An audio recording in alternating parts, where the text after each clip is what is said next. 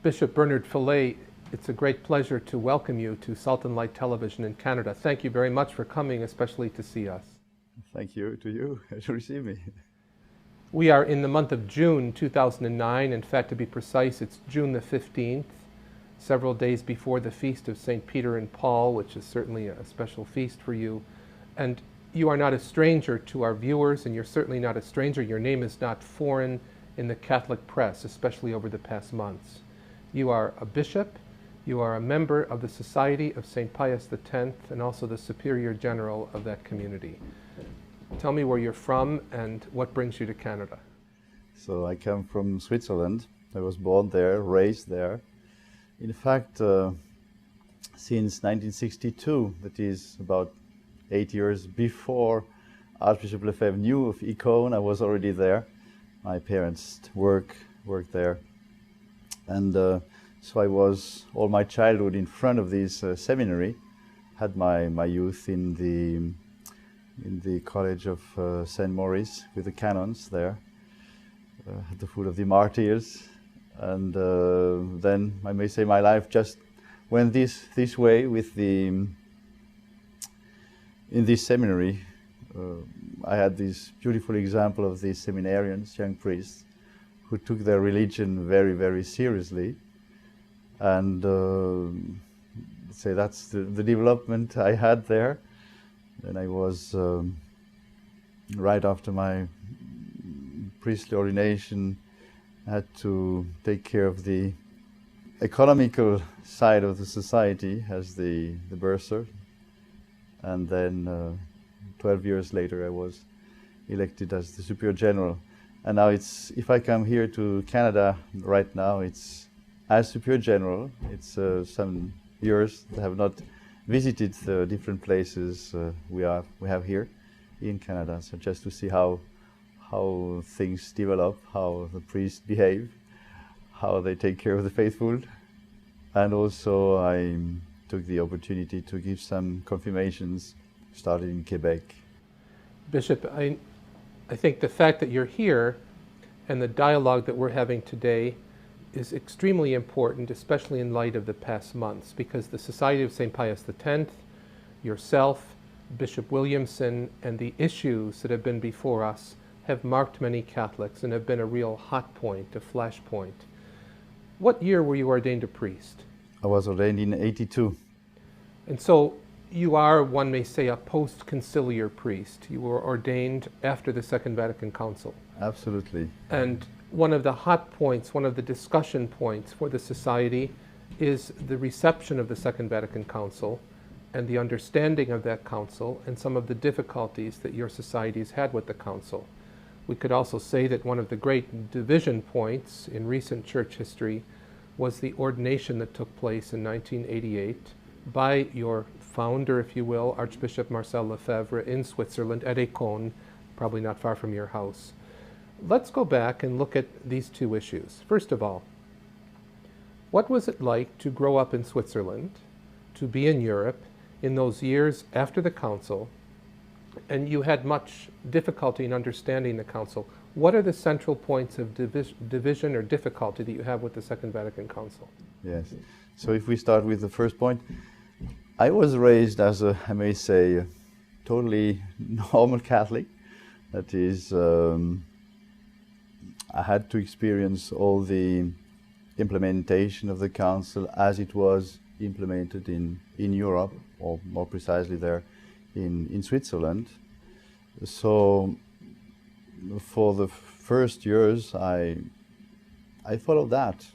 I had at the same time Icône, which came in the 70s, but I had, so to say, both. I could see both. On one hand, I was in the school, high school, with the priests, with the canons. On the other hand, I saw also the seminarians there. So I had, so to say, both sides at the same time. When you say both sides, what is the other side that you were seeing? So one side was the, I may say, modernization of the religion with the introduction of the new Mass, with the communion in the hands, We had, at the college, we had, so to say, group masses where I may say, we invented the text for the mass. So I had all these things.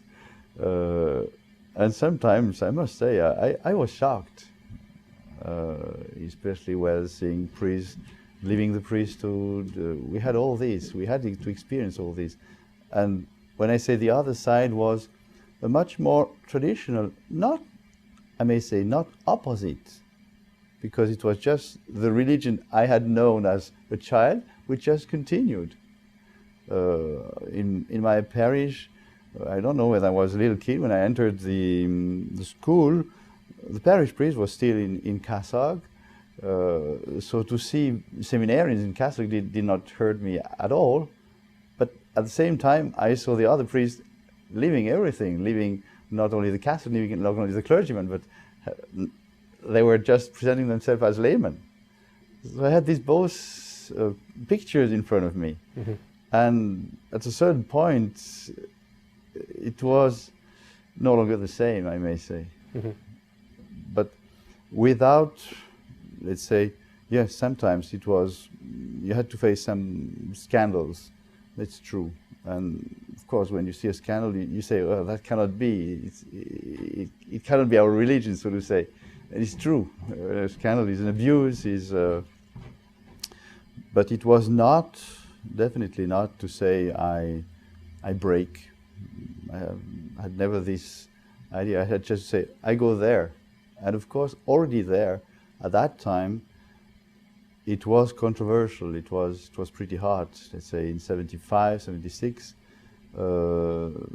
already I may say, the history of this little society founded by Archbishop Lefebvre, which started absolutely completely in the church with all, let's say, church permission, was founded by the Bishop of Fribourg in Switzerland. Whenever there was the opening of a house, it was with the agreement of the local bishops. Mm-hmm. That is, Econ, for example, was founded and erected with the permission of the Bishop of Sion. Mm-hmm.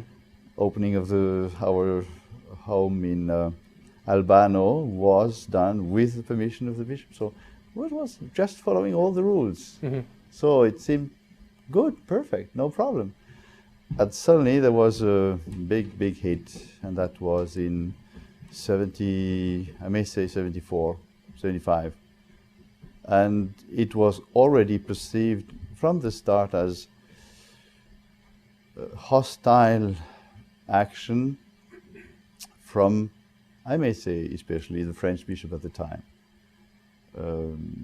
At the time, Bishop Etchegaray, who was Bishop of Marseille, said to some people, in 6 months we will no longer speak about Econ. So it was clear that there was a kind of plan to do something, and it happened. Let's say two visitors were sent to Econ from Rome, to apostolic visitors. They said that the seminary was fine to 95%. The only thing that did not work was the Mass. But let's say that we did not accept to say the new Mass.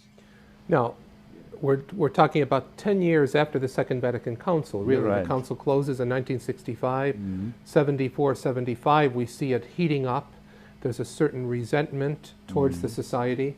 There's a difficulties on the part of Episcopal conferences, individual bishops. You're right. And then 13 years later, 1975 to 1988, another explosion happens, if you will, when Archbishop Lefebvre, against the desires of John Paul II, goes ahead and ordains, I think there were 4 of you. Four you were one of those 4. You were a young bishop when you were ordained. I was the youngest. How did it feel to be in open disobedience to the church at that time and subsequently? Yes, it was never the feeling of being disobedient to the church. It was kind of what the church has always done cannot be wrong. We are in a misunderstanding. We cannot bring our point to the authorities. We would like to, but we cannot bring it. There is a turmoil in the church, and the impression we cannot even say there is fire in the house. We are prohibited to say there is fire. And so these consecration, they were really seen, and it was even a word of Archbishop Lefebvre during in his sermon. It was, what we do now is Operation Survival. We try to survive, so to say, and once again, it has never been perceived as an act of rebellion. On your part? On our part, yes. Okay. And we have, Archbishop Lefebvre especially, has done what he could to show that what he was doing was not meant to be an act of, I don't know, attack, of rebellion, of secession. So he insisted on us to say, you do not have and you do not claim any ordinary jurisdiction. And so neither you are not appointed to take care of a part of the society. You are just at the service of the society. Whenever, let's say, the Superior General is going to ask for a service, either ordinations or confirmations, you come, you just are there as an auxiliary. And it's always this way that we have conceived our service. It's like, sometimes I say, it's like the Good Samaritan. That is the impression that those who should do the job don't do it, so, well, you take what you find to do it. And so, kind of spare wheel that is entering in action in a difficult time. Let's speed up the story a bit, just so our viewers who have bits and pieces of this understand then. So you're ordained a bishop in 1988 yes. for service to the society. You were not bishop of a particular diocese or of an apostolic region or area. And then in January of 2009, suddenly out of the blue for many people, the excommunication is lifted. Before we talk about that, explain how you understood this excommunication that was imposed upon you for that period of almost 14 years. Yes, even this we did not took it, I may say, too badly, in the sense that looking at what the Church did before for the similar case of a consecration of a bishop without apostolic mandate, papal mandate, we see that even the old Code of Canon Law only foresaw the sanction of suspensa, and not the excommunication. The excommunication came... Suspension. Yes, suspension, yes. As we never had in any means the intention of either establishing a parallel hierarchy or another church, we formally rejected this idea of, let's say, schism. And so I may say we did not suffer too much from this excommunication. Of course, it was there. We were put on the side with this, of course, marginalized, but rather, let's say, not having the feel of a guilt. Excommunication is a sanction which follows the sin, and this feeling of having sinned was not there, I may say. And so, of course, definitely, the situation was serious, of course, but never with the idea, once again, to separate. Archbishop Lefebvre even said, when he chose us, he said, when things are okay, you hand over your power to the Holy Father. And let's say that's always our perspective. It's by no means the will to say we are going to save the Church or we are the ones. No. So you never set out to save the rest of us in the Church who went forward with the Second Vatican Council. Your goal was not that. No. Let's say what we see with the Council, I may say, if you follow the way Archbishop Lefebvre went through it and after it, it was never a kind of ideology. It was following the facts. Right. And then by deduction saying, okay, if this happens, there must be a problem. Where is the problem? So we better so to say, step aside. We don't go there because it's dangerous or it needs clarification. And of course, as it was very hot, sometimes you had also very hot declarations. It's true, and this, of course, heated up. And I may say right now we are still in a hot controversy. Yeah. We're not exactly air-conditioned at present with the issues. However, we're able to talk about them in an open fashion, which is a step forward. Yes. Were you surprised in January 2009 when suddenly the excommunications were lifted by Pope Benedict? I was surprised when the time came. At the same time, I was not totally surprised because of the background. In 2005, Cardinal Castrillon asked me to write a letter to the Pope asking for the lifting of the excommunication, which meant that Rome was ready to do it. I would not even have asked to do it if Rome was not ready to do it. Was that under the pontificate of John Paul or under Benedict? It was already under Benedict XVI, yes. So you wrote that letter in 2005? I wrote it a little bit later. Well, in fact, I wrote it several times. I came back and back again on the same topic. But at the right time, when it came in January of this year, I did not expect it. No, it was, let's say, the last months were not so good, I may say, in the relation with Rome. Not directly, but indirectly, I heard some rumors, some things going on, or some impatience on the side of Rome, and saying, "What are they doing? They are not doing anything," and so.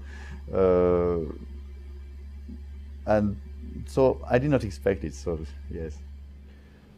The letter set off a firestorm throughout the world, the lifting of the excommunications, and it was responded to in different ways in different countries. We saw the response of France. We saw the response of Germany. The response of the American bishops and other groupings of bishops. Why did certain countries, such as France and Germany, respond so negatively to the lifting of the excommunications? Most probably because they have a more direct or immediate relation with us, let's say in the past. Icon is in Switzerland. We have a seminary in Germany. Archbishop Lefebvre is French, so there is a whole context there. And also the society is more present, for example, in France, that's the country where we are the most. We have 140 priests there. And by the way, you have this is June of 2009, and I think you mentioned to me prior to our interview, there's almost 500 priests now that you have in the society. Yes. How many faithful belong? Is it fair to ask how many faithful do you have that belong to? It's certainly fair. Let's say the only problem I have is to give the right answer, because you may have the faithful who go every Sunday or even weekdays to our different chapels. You have those who will come from time to time, those who sympathize and so on, and it's very, very difficult to get the right figure there. We estimate between, I think it would be fair to say, between 200,000 and 600,000. Throughout the world? Yes. Here in Canada, do you have any idea how many are? In Canada, members? I would say there are rather few, maybe 5,000. Right. Scattered throughout the country? Yes, scattered, yes. Bishop, what is the fascination of people with a rite that they never grew up with? For example, I was born in 1959, the year the council was called. I vaguely remember the shifting, the experimentation and everything. I really can't say that I was formed by the Tridentine Rite. But we see so many young people today, so many young adults, young couples, young families, who seem to be truly taken by it, fascinated by it, and are following it. Is that a reason for concern, or what are the positive aspects of that? I think, you see, what we call the Tridentine Rite, in fact, is the Latin rite which goes back to the 5th, 6th century. So we may say really that's the rite which has formed the whole Christianity throughout thousands of years. And it is without any doubt, let's say, formed by the Holy Ghost. It's spreading out holiness, and the baptized has the character. The character of baptism is orientating the soul to the Eucharist. Let's say the Holy Eucharist is the center of everything. It's our Lord Jesus Christ. And so if and when and whenever you find a liturgy, a ritual which is expressing, bringing you the closest to it, there is a harmony which is beyond understanding between this call, this direction which is in the soul, and this expression which he finds. And so whenever you find this harmony, it's it just goes by itself. Mm-hmm. It's like a click. That's it. I feel home. That's home. There are those who say also that one of the things that might be lacking in some of our adaptations, interpretations of liturgy, is the sense of mystery, of awe, and of God as the totally other. It's not normal life as usual. We don't enter the liturgical space or the moment as if it were simply a movement to another place and we carry on like we were just carrying on outside. And there are those who have said that the Tridentine Rite, proper liturgy in the Western Rite as well, done properly, invites people into the sense of mystery and of wonder. There's no and doubt. Of adoration. Yes. One of the criticisms also that many people have leveled against the Society is your criticism of the Second Vatican Council. Yes. A council which has marked all of us deeply, a council which has formed us. It certainly is my formation. I grew up with the council. I'm a council baby, and was formed by that council. You have issues with that council. You have concerns about that. Yes. Could you be brief about some of your concerns about the council, or perhaps the misinterpretation of it? Yes. It's a whole mixture. It's not just, let's say, when we say the council, what do we say in fact? Do we really say only a set of texts? I don't think so. Some say or speak about the spirit of the council, and it's already something else. Some speak of the interpretation of the council. It's already, again, or maybe something else, especially when you see in the church then so many different tendencies.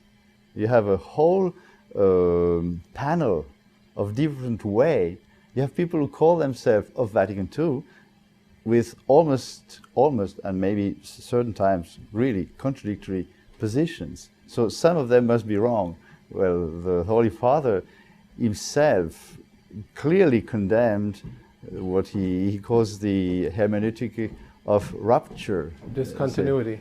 Yes, right. Discontinuity. And so obviously, let's say, there's certainly a room of, let's say, condemning or being discontent with, I may say, a certain way to express Vatican II. Already that. Now, we may go further, but especially what we would say about the Council is many things are not precise in the Council, and even it was done on purpose because of certain tendencies of the Council to get a kind of unanimity. Certain words were used would please both parts, and this generates by itself then confusion or possibility of having various interpretations. That's already a point which we say needs clarification, because it's too dangerous. Let's say the faith is too essential. We cannot dare to open the road to erroneous interpretation. Especially the text of the Council needs to be as clear as possible, and that would be one of our major hopes in the discussion which are starting now, that we come to that clarity and clarification. And I may say this is probably, when we look in the depths, the major reproach we have. We have other ones. We have, let's say, especially on 3 points, 3 elements where we say we don't see how these can be fitted in the I may say teaching or behavior, depending on, let's say, the put in practice of the teaching of the Church in former times. And this is, for example, collegiality. Right. Of course, if we understand collegiality following the nota previa, which was, let's say, imposed by Paul VI, already there, to give the right understanding of the Council, you have it already there, let's say, then it's fine. We fully agree with the nota previa. But we say, but if you forget it, then you are in trouble. Right. And then you have what we call, well, what is called religious liberty, which is already, you have many things under that word. You have many, many things, in fact. You have the question of the personal, what we would be, let's say, liberty of conscience, but then the question of the relation between the Church and the state. And so you have many, many things under this religious liberty. And so when we say that we are against religious liberty, there needs a lot of clarification. For example, for us, it's absolutely obvious, really it's obvious, that by no means somebody can be forced into a religion, and especially into the true religion. At baptism, the Church requests this expression of freedom. Do you want to be baptized? Yes. And so we firmly stand behind that. They say God has created us with the use of the reason, a free reason, and He wants us to freely accept what He has done for us. And without this freedom, I may say there is no salvation. And so, once again, we have to understand very well what we say when we say that we are against religious liberty. Bishop Fellay, one last Yes. question. I can't let you slip Yes. by without asking you the real hot question, I think, which got so much of the news coverage in January, February, and March of this year. Is the Society of St. Pius X anti-Semitic? By no means. And how do you deal with the phenomenon of the loose cannon of Bishop Williamson? Well, we do how we can. It's like if you have a grenade in your hands, in the middle of a crowd, what do you do with it? You So cannot throw it. But Bishop Williamson was not speaking in your name nor in the name of the society. By no means, no. That's his absolutely personal vision or understanding of things, and had nothing to do with the society's position. No. And so it's fair to say then that that was a misstep, a grave error, which really clouded over terribly what the Church is trying to do with you right now. Yes, yes, absolutely. And what is amazing is that it happened just at the right moment, so to say, right moment, let's say the worst moment possible. The worst moment possible. Yes. Yeah, the coming together of all of those events in January 2009 was really not very fortuitous and propitious for the society, nor for the Church, and especially for the world community. Yes. I want to thank you very much for coming today. We've touched upon some very difficult issues. I firmly believe that Salt and Light Television is here as an educational station to teach people about these important issues in the Church. I know our interview today, our discussion, will be of great help to hundreds of thousands of Catholics in Canada, throughout the world, who watch us via the internet, and also to the Universal Church. And I promise you our prayers, our support, oremus pro invicem, because we have our eyes fixed on Jesus Christ, who is the Lord of the Church. Let us pray that He holds this Church together in peace and in unity. Yes. Thank you let's very pray much. for that. Thank you. Thank you, Father.